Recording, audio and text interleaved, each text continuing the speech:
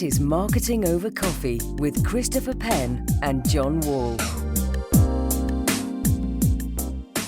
Good morning. Welcome to Marketing Over Coffee. I'm John Wall. Today, we are talking to the ambassador of the Peanuts brand. Melissa Menta is here. She's going to talk to us about the beloved Peanuts brand created by cartoonist Charles Schulz in 1950, recently celebrating its 75th anniversary. These are beloved characters. They are all around the world, as we talked about before we jumped on. Thanks for joining us today, Melissa. Well, thank you for having me. I'm really happy to be here. So before we jumped on, you said you are drinking coffee. I have to ask, what's your choice of coffee and choice of mug? Well, I'm a cat lady. Don't tell Snoopy because he doesn't really like cats. So I have my cat mug and I'm drinking a macchiato. Excellent. Good choice. Yeah, I have made the transition. I had my normal morning run, but I'm already switched over to iced for this afternoon, even though it's cold and snowy here. I need my afternoon kick, so we've got that going. Talk to us about how you got attached to the Peanuts brand. I mean, what kind of background ultimately gets you to what you're doing here? What did you start out working in and studying? I have a very quirky history and career, but it's sort of all kind of worked. Believe it or not, in college, I was a East Asian studies major. I studied Japanese, but I also had a side hustle with theater. And then a professor of mine said, you should go into marketing and communications for Broadway. So long story short, I did go to grad school at NYU for performing arts administration. And while I was there, a friend of mine ran into somebody at Brooklyn Academy of Music here in New York. She said she was leaving the Jim Henson company. She was in a junior level publicity role. And my friend came home and said, you've got to apply for this role. I said, but I'm going to work in theater. And she said, it's the Muppets. So that started my niche career of working for characters. I've worked for the Jim Henson Company. I worked for a company called Pets.com in the late 90s that had a sock puppet mascot. And while I worked at Pets.com, Charles Schulz passed away. And the media outlet Nightline reached out to me and said, we would like the Pets.com sock puppet to do an interview about Charles Schulz passing. And I said, that's insane. He's a genius. Why would you want the puppet? Long story short, they convinced me. The puppet did the interview for Nightline. His eye fell off in the middle of the interview, which was terrible. It was like the failure for me. But the next day, a friend of mine who I'd worked with at the Muppets reached out to me and said, I work at United Media, which is the equivalent of United Feature Syndicate, the original syndicate for Peanuts. And it continues, but as soon as Pets.com, the bubble burst in 1999, that same friend said, hey, we're hiring at United Media. So here I am working at Peanuts 25 years later. Oh my God, I have to talk to Allison. I can't believe that backstory is insane. Now, I get that this is nothing related to Peanuts, so she didn't want to put it out there. But of course, so the Muppets, another gigantic brand. And then, of course, Chris and I have both lived through .com, and Pets.com is classic as far as the bubble there. The fact that, people shipping 50 pounds of dog food for free, that's part of what made that all happen. But okay, all right. So we have to rewind all this stuff and dig back a little bit. We have to get at least 30 seconds on the Muppets. I mean, how was that? Did you love being there? It seems like you would love it and it would be crazy, but working on the Muppets was a blast. I was really young. I was learning publicity. I got to go to the Today Show with Miss Piggy, and Frank Oz was, of course, the actor behind Miss Piggy. I took Kermit to the Rose Parade. He was the Grand Marshal. It was just an incredible experience. But I will say, after when I worked at Pets.com, also a puppet, there were no rules with the Pets.com sock puppet. There were a lot of rules as the publicist for the Muppets. You had to make sure that the puppeteer was never caught on camera. I was always stressed during events, but they were certainly career highlights. That is interesting. Yeah, that's a great point. I hadn't thought about that. The Muppets been around for years, so they have their guardrails for the brand and safety and the fact that it's child related and all that stuff. So when you were at Pets.com, yeah, that totally strikes me as internet bubble. Is, in fact, you were probably the adult in the room as far as what could be done with that puppet. No? So it's funny, when I first got to pets.com, the puppet was in advertisements, but hadn't done any publicity.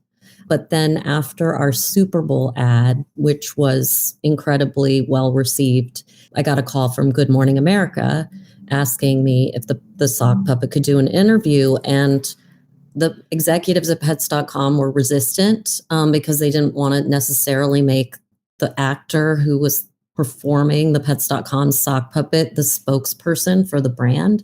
But I convinced them that this was the way to go. So we media trained. Michael Ian Black was the voice of the puppet. Amazing. And we media trained him, and off Michael and I went to New York for Good Morning America. And then at the time it was Regis and Kathy Lee. We did all of this press, and the puppet just kind of spiraled and went totally viral. This is crazy. The explosions in my head keep coming.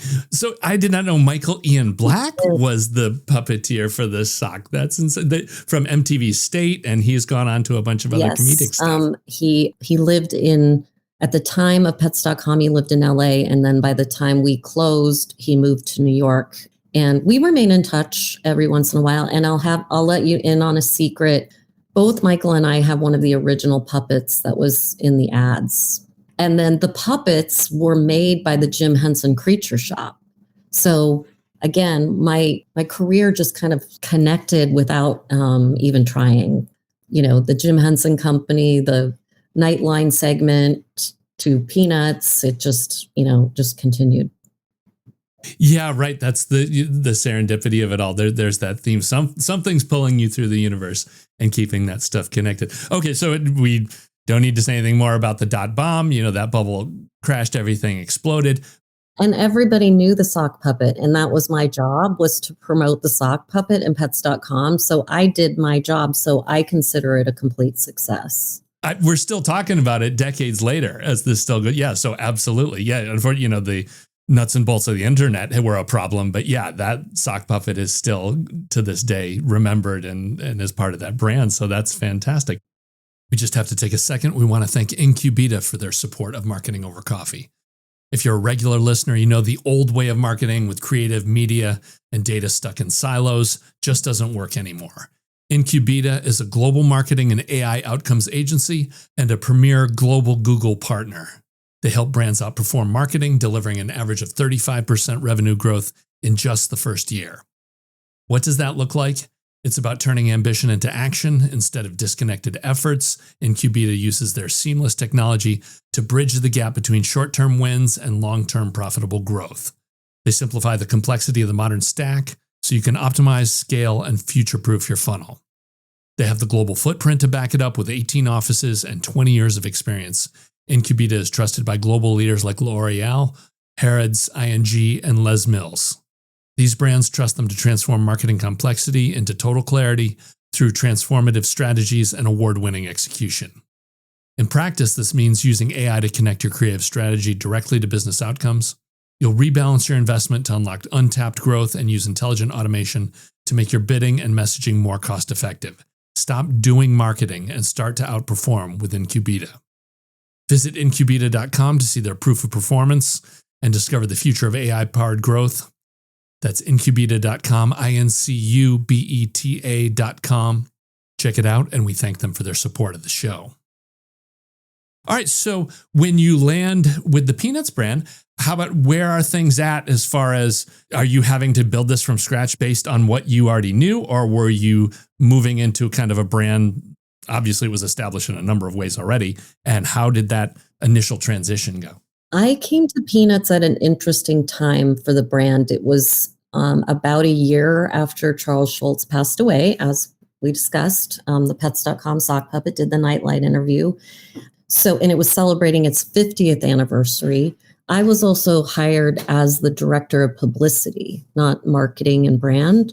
So my role was very publicity focused. I worked at United Media, which also represented other brands as well. I worked on Dilbert by Scott Adams and Raggedy Ann and Andy.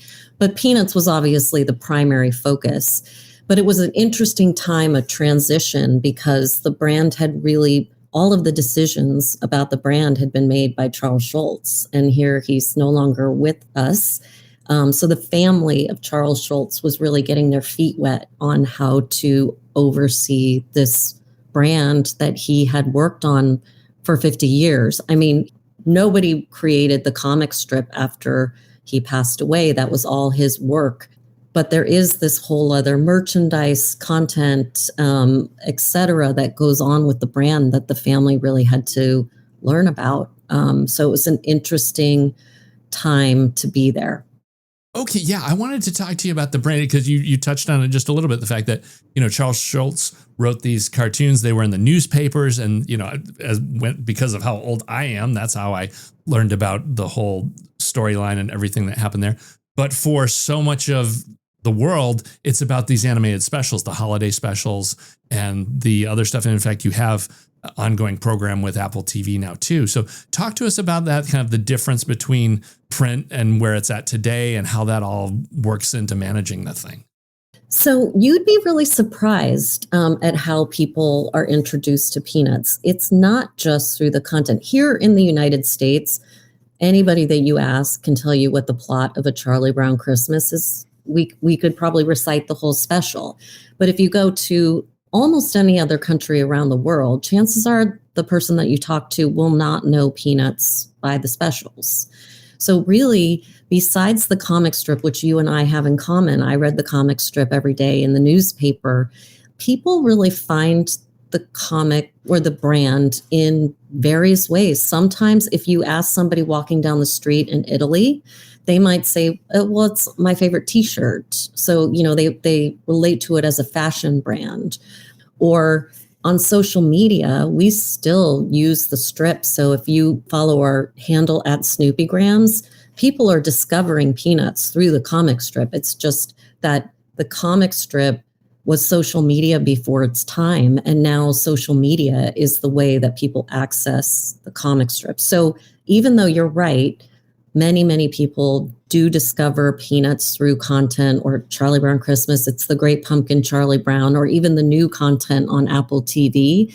They still really relate to it well digitally through Instagram, Facebook, TikTok, you name it. It's an amazing amount of engagement on our social media platforms that I think even people that run a company that has a mouse mascot would be jealous about. You had an event in Paris last year. Tell us more about that and how that worked. So the amazing thing about working on Peanuts is I get to do so many different things. I'm hitting my 25th anniversary this week, and people say, have you gotten tired of it? And I say no, because I get to do so many different things, whether or not it's working with Apple on the new content on Apple TV, or it's working with NASA. We can talk about NASA in a bit. But another interesting part of the brand of Peanuts is its historical connection to fashion. And it dates back to the 60s, really. So last year in Paris, we hosted an exhibition called Snoopy in Style, the history of Peanuts in fashion. And it has, I could go on and on. It could take 2 hours for me to tell you the whole history of Peanuts in fashion. But for the most part, many fashion designers have embraced working on Peanuts since early 80s, when many fashion designers designed outfits for Snoopy and his sister Belle, and those dolls that they created toured the world from Japan to the Louvre in Paris. And so the Paris exhibition last year was really a way to celebrate this long, rich history of Peanuts in fashion. Okay. And then there's also a Red Cross blood drive program with thank you gifts. It says that garnered over 320,000 new donations. Tell us more about that, as far as there's that. And I know there's other hospital and healthcare related things. What's going on all that front? Yeah. Believe it or not, this came about before COVID-19, but we came up with a program called Take Care with Peanuts, which is take care of yourself, take care of others, and take care of the earth. And as part of that initiative, we began working with many different nonprofits, including the Foundation for Hospital Art, where we install hospital murals throughout the world. There are other organizations that we work with as well, but one that came to us was the American Red Cross. I think they saw what we were doing with Take Care with Peanuts, and they thought, wouldn't it be great if we could use Snoopy to encourage people to give blood? So we did allow them to use this really cool image of Snoopy as Joe Cool leaning against the Red Cross logo or cross. And it said, "Be cool, give blood." And like I said, on social media, we have such power. As soon as that went out, the Red Cross received, they couldn't even handle the amount of requests they had to give blood, and the t-shirts were gone, I think within a couple days. It just went completely viral. And what was also interesting was it went viral on TikTok, which is where Gen Z is. And Gen Z was posting as if they discovered Peanuts. Peanuts has been around for, 75 plus years. And the posts about the Red Cross t-shirts were like, isn't this cool? Did you guys know Snoopy is actually really cool? As if this is a new thing to them. But I do think that's interesting about each generation, is each generation thinks that they've discovered Peanuts, but the reality is we all know Peanuts. And so the Red Cross program was so successful. We relaunched it last year for the 75th anniversary of Peanuts. And again, there was just a crazy amount of success. People just really are willing to give blood for a Snoopy t-shirt. It's the shirt that hooks them. Yeah, you can't deny that. Okay, I do want to ask you more about the social accounts, but before we do, we just have to take a second. We want to thank Rella for their support of Marketing Over Coffee. Rella is a project management platform built specifically for social media managers and teams. It's where you plan content, collaborate with clients, get approvals, and actually get work done all in one place. Social media isn't just posting, it's planning, feedback loops, approvals, revisions, and coordination. Rella handles all of it. Clients can approve content via public links, no login required. This is huge for avoiding the "can you send that in an email" chaos. They have Ella, your AI creative assistant that knows your content better than you do by connecting your accounts, updating a persona, and uploading your website. It creates your entire content calendar, can tell you trends and how to implement them, write scripts, outlines, and captions, all based on what it knows will perform well. Used by thousands of social media managers globally, agencies, in-house teams, and freelancers.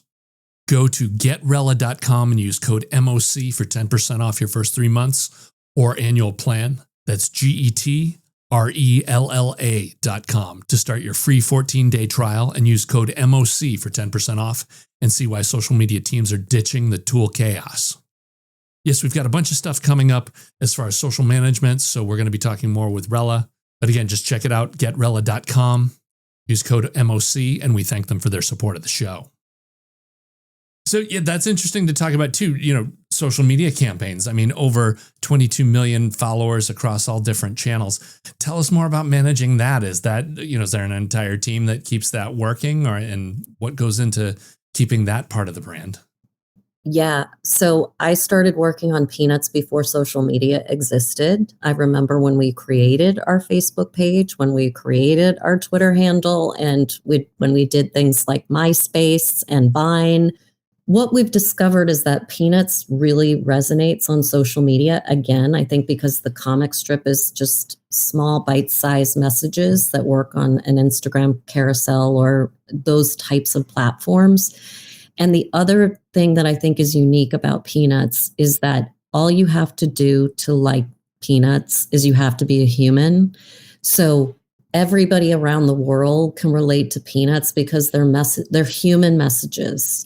Whereas if you're living in a different country and you don't relate to something American or you don't relate to something in Europe, it's harder to relate. But with Peanuts, it's like everybody can relate to Charlie Brown not kicking the football or feeling a little crabby like Lucy or needing some security like Linus. It's just human emotion. And I think that's why on social media, we find such success. Okay. And you also mentioned NASA, the fact that there's been a relationship there too. What happens on that front? Our relationship with NASA has dated back to the early 60s during the Apollo missions. when there was the unfortunate incident where the astronauts died in a fire, NASA knew they had a problem. They needed to convince the American public that it was safe to go to space and to continue the Apollo missions. So someone at NASA had the great idea to reach out to Charles Schulz and ask if Snoopy could be the face of the safety campaign to kind of get people more excited after that devastation. And he wasn't a marketer. He was a brilliant creator. He didn't see how risky that would be for a brand to say, okay, yeah, I'll be the face of your safety campaign that's going to catapult human beings around the moon. And he said yes. So Snoopy became the unofficial mascot of NASA. And then through the years, we've done different things. There's a silver Snoopy pin that is given out to people who've done something significant for space exploration. Those pins fly to space, and then they're given to different people every year, still to this day. The Apollo 10 mission, which was the practice mission to the moon, the astronauts named the command module Charlie Brown and the lunar module Snoopy. That was a lot of fun back in 1969. And then for the 50th anniversary of Apollo 10, we started talking to NASA again about working with them. And we formed what's called a Space Act agreement with them, where we create STEM content for kids and adults of all ages to learn more about space and exploration. And as part of that, Snoopy was asked to be the zero gravity indicator of Artemis 1. Artemis 1 was the uncrewed mission that orbited the moon. We created a special custom Snoopy in a NASA astronaut outfit, and he was tethered within the capsule. And when Artemis 1 hit weightlessness, he was floating around the capsule, and he was the indication that they were in weightlessness. So Snoopy has actually been further into space than any human at this point. That's excellent. Yeah, I hadn't thought of that, to actually go further than even any human has gone before. That's right on track. Unless, Artemis 2 is scheduled for this spring. So I think Snoopy will be outnumbered at that point. But for now, he's been the furthest. He's on the edge. Okay, you mentioned the family coming in, and you had said that before we jumped on that they're actually still involved with the brand and help provide some direction. Yeah, so Peanuts Worldwide has several owners, and one of the key owners is the family of Charles Schulz. Mrs. Schulz, Charles Schulz's widow, is still incredibly involved in the business. She actually came to the Paris exhibition and often will come to different events throughout the year, but part of the day-to-day business decisions that we do. And I think the reason for that, and also his children and some of his grandchildren as well, is that everybody wants to maintain Peanuts' success so that it lasts another 75 years. And part of what I think makes it so successful is that we stayed true to what Charles Schulz created. He created 18,000 strips over 50 years. We can mine a lot of activations through that where we don't have to make it a stretch. It's like, does this make sense for Peanuts? Yes, it's in the strip. Several years ago, there was an eclipse coming and NASA said, does it make sense to have Snoopy with the NASA administrator during the eclipse wearing eclipse glasses? And sure enough, you search eclipse in the 18,000 strips that he created, and there's dozens that come up talking about eclipses. So that's sort of how we decide what makes sense. So fashion makes sense because of the history. NASA makes sense because of the history. Everything we do makes sense because of what one man created. That's interesting. I hadn't thought about mining the content, but yeah, that's a great point. You have thousands of strips and you can't just say, go take a look and see what's down in there, because it's more than one person can hold in their head. One of the other partnerships we have is with the Arbor Day Foundation, where we plant trees around the world. Arbor Day versus Earth Day, but there's an Arbor Day special. It's Arbor Day Charlie Brown, and Charles Schulz did talk about the importance of planting trees and nature and things like that. So again, not a stretch at all to be working with the Arbor Day Foundation. Okay. And other specials that also note the 60th anniversary of It's the Great Pumpkin is coming up. Is there anything interesting on that front? Any surprises for us? There are surprises, and I'll keep them as surprises. But yes, this year is the 60th anniversary of It's the Great Pumpkin, Charlie Brown, and there'll be some fun things that I wish I could talk to you about, but I can't. All right, no problem. I do have to mention we have talked with Gong Cha about a year ago, and this was part of what got me into this whole line of thought was she was talking about a successful campaign that they had run, and it kicked off in Australia. And my first thought was like, well, why not North America first? You'd think that would be where it was, but it killed in Australia. So talk to us more about that and the global side of all this, the fact that you can kick these campaigns off anywhere on earth. Well, Peanuts is really popular around the world. So a lot of different programs might not start in the US and then they might spread to the US. Same thing, they might start in the US and then they might go global. So that part is pretty usual for us. I was in Australia in 2023 for the very first time. And I was meeting with different partners on our business there. And I was introduced to the Gancha people in Australia. I actually went to one of their stores. I can't remember if it was in Melbourne or Sydney. I think it was Sydney. And tried one of their bubble teas, talked about their program. They were really excited. And I can't take claim for the deal. That was done by our agent in Australia. It was so successful that we've had additional programs in different parts of the world since then. Going forward here in the future, for this coming year, is there anything on your radar as far as new technologies you want to take advantage of or changes in the market, things that you're looking at? What's kind of on your horizon that you're thinking about? I'm always thinking about how do we keep Peanuts top of mind again in a genuine way so that it goes back to the strip and what Charles Schulz did. So we always are trying to come up with different ways to do that. And social media is one big component.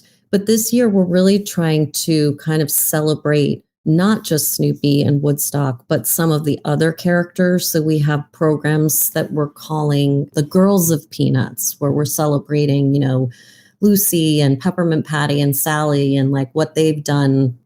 So you'll see things from that.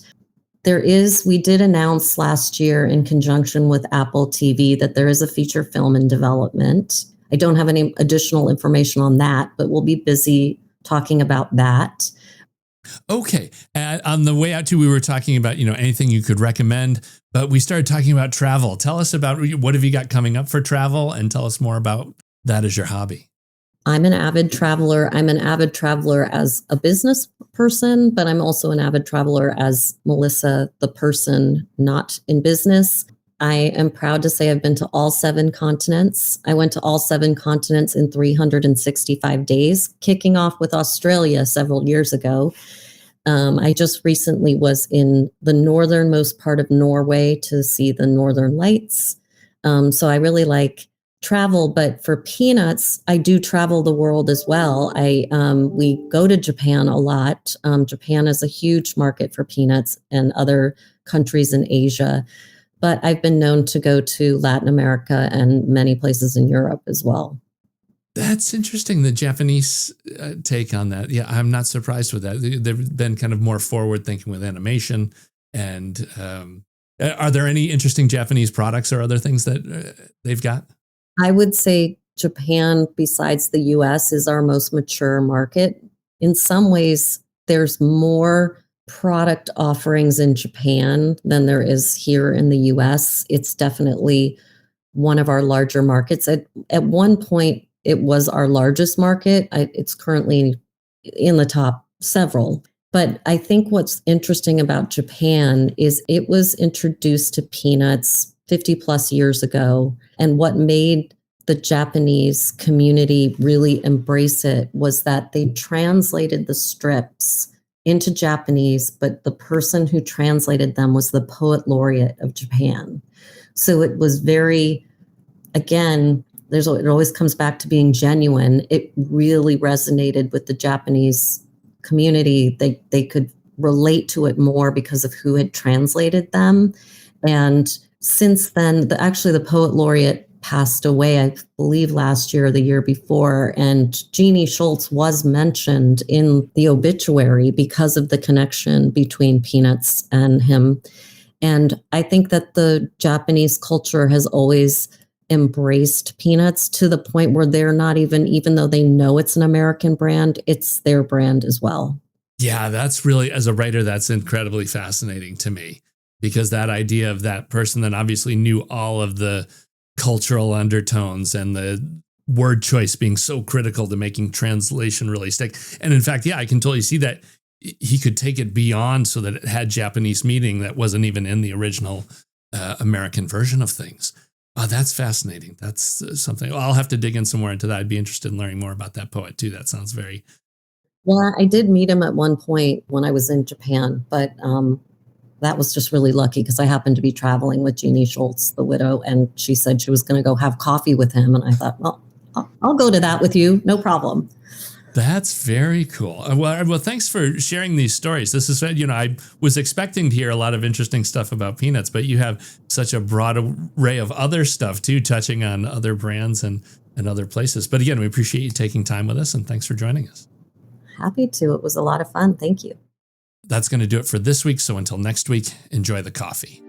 You've been listening to Marketing Over Coffee. Christopher Penn blogs at christopherspenn.com. Read more from John J. Wall at jw5150.com. The Marketing Over Coffee theme song is called Mellow G by Funk Masters, and you can find it at Musical.ly from Mevio, or follow the link in our show notes.